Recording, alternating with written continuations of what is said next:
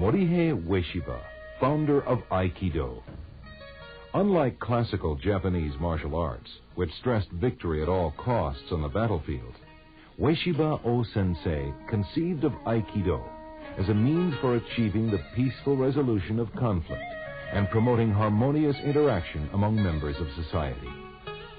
Today, the martial art he originated is practiced by more than 300,000 enthusiasts all over the world. The founder passed away in 1969, and for many of today's practitioners, he has assumed an almost mythical dimension. Yet to convert this most extraordinary individual into a mere icon would render a disservice to the ideal he strove so hard to achieve. What is the origin of Aikido techniques? What influences shaped the founder's thinking? It is the early formative years of Morihei Ueshiba which hold the key to an understanding of the uniqueness of modern Aikido. Let us explore the events of the life of the young Morihei Ueshiba in order to lift the shroud of mystery surrounding the creation of Aikido.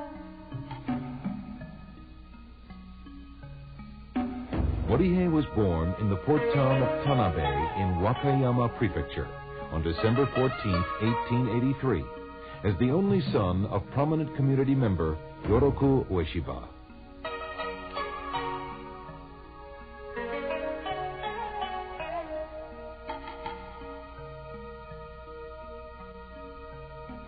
Jigoro was a man of considerable means and served as a town councilman for many years.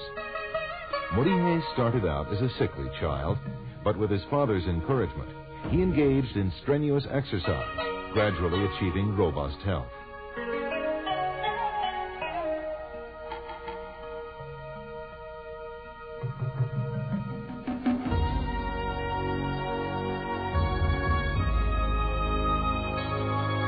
After passing his childhood in his native Tanabe, Morihei spent a period of several months in Tokyo at the age of 17, where he practiced Tenshin Shinyo-ryu Jujutsu. He soon fell ill with beriberi and was forced to return to his native Tanabe to regain his health.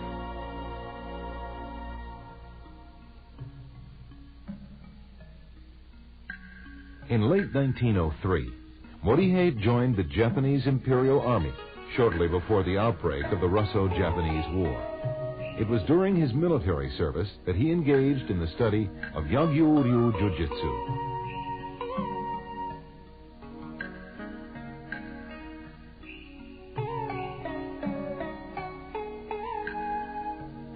Back home in Tanabe, after distinguishing himself in military service, Morihei spent several restless years, during which time he engaged in a brief period of training in Judo about 1910.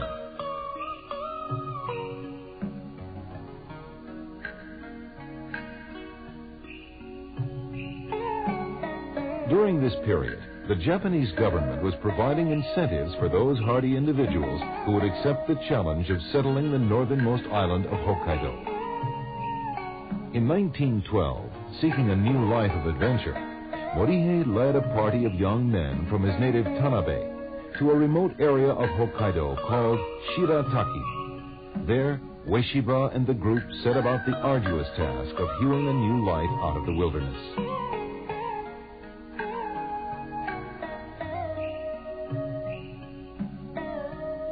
Morihei was a leading citizen in this sparsely populated area and served for a time as a councilman. Life in Hokkaido was very demanding due to the severe weather conditions and backward nature of the area. Farming and logging were the main pursuits of the colonizers of this region.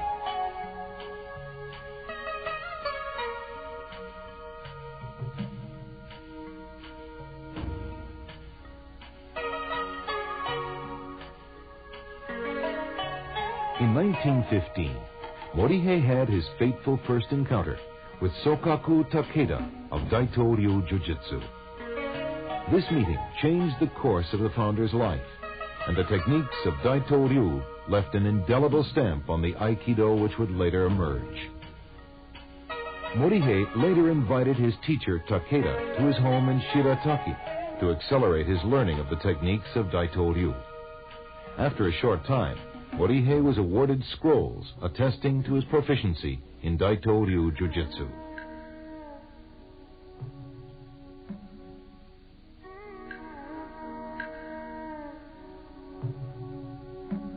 Morihei left Hokkaido suddenly after receiving a telegram in late 1919 informing him that his father was gravely ill.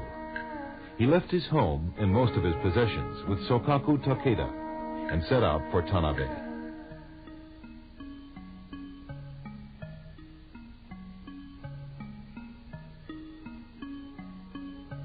As Morihei was en route to his hometown, another event of great importance in the future development of Aikido was to take place.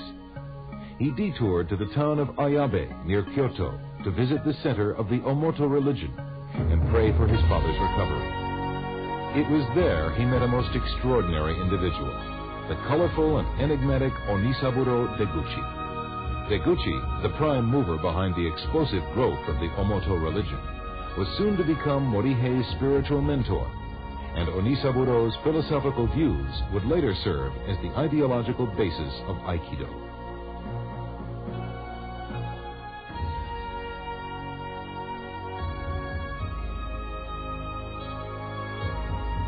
Arriving too late to comfort his dying father and overcome with grief, Morihei moved his family to Ayabe in the spring of 1920 to seek solace in the Omoto religion.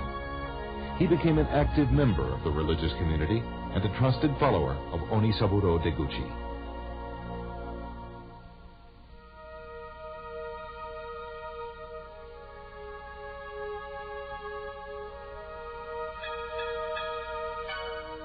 Morihei's martial arts skills became well known among Omoto believers, and with Deguchi's blessing, he set aside part of his Ayabe home as a training facility where he taught Daito-ryu Aiki Jujutsu to fellow devotees.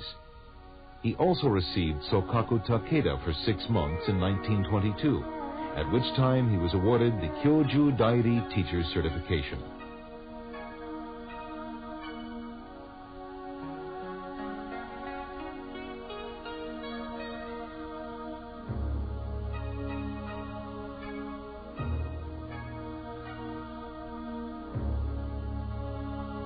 Ueshiba became part of the inner group of Reverend Deguchi and served as his bodyguard. Among Onisaburo's grandiose visions was the establishment of a utopian colony in Mongolia, which would unite the world's religions. Onisaburo and a party of close associates, including Morihei, left secretly for the continent in February 1924.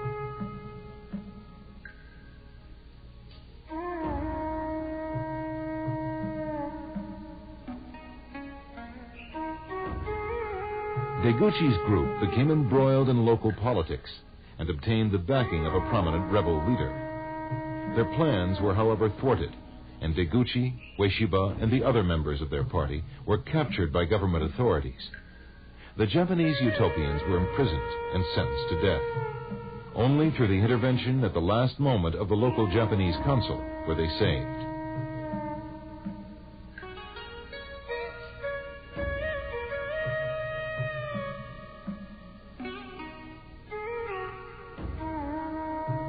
This close brush with death tested Morihei's courage to the limit and caused him to enter into a period of deep self-examination.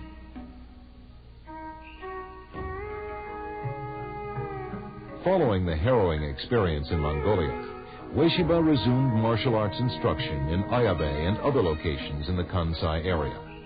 His fame as a martial artist gradually spread, and the founder was eventually invited to Tokyo to give demonstrations and seminars on behalf of Japan's military and political elite.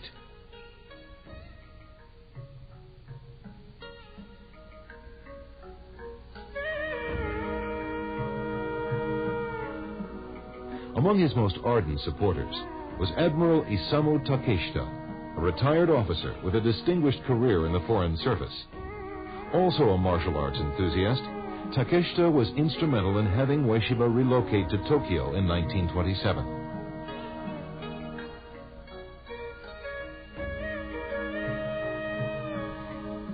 In 1930, Ueshiba had a visit from the famous Jigoro Kano, founder of Judo, who was highly impressed with his unusual and graceful techniques. Kano dispatched several of his leading students to study under Ueshiba. After teaching in various locations in Tokyo with the support of a number of wealthy and influential patrons, Ueshiba finally settled permanently at a new location called the Kobukan Dojo, which opened in Tokyo's Shinjuku ward in April 1931. His martial art was gradually evolving away from the more jujutsu-like Daito-ryu techniques he had learned from Takeda, towards what came to be called Aiki Budo. Interestingly enough, it is in this period of Morihei Ueshiba's life that his techniques are the most clearly documented.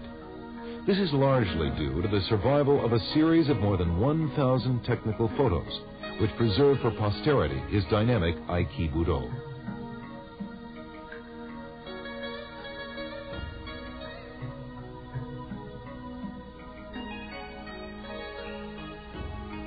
Although Ueshiba had already begun to transform the techniques of Daito-ryu according to his own vision, these photos provide conclusive evidence of the continuing influence of Sokaku Takeda's teachings on early Aikido. The complex joint locks and pinning techniques shown in these photos are unmistakably from the Daito-ryu technical repertoire. And now we present the classic 1935 film, Budo.